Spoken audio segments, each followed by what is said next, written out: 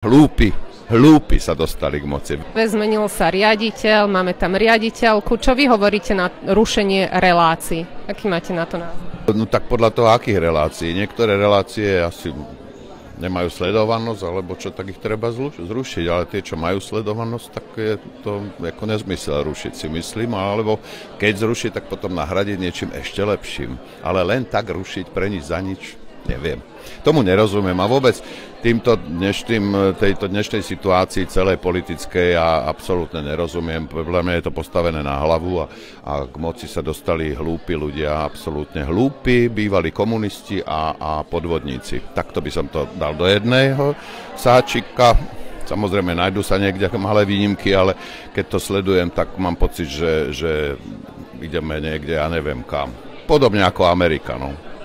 Tam je to tiež tak teraz momentálne. Hlúpi sa dostali k moci. Veľmi hlúpi ľudia aj tu. Tak... A keď sa už postavím na tribúnu ja neviem, s ľuďmi ako je Kotlár alebo Blaha, tak akože som ich súčasťou, tak som absolútne, ja neviem, čo som. To je neskutočná hlúposť, tuposť. Neviem, no. Nerozčulujte ma týmito otázkami.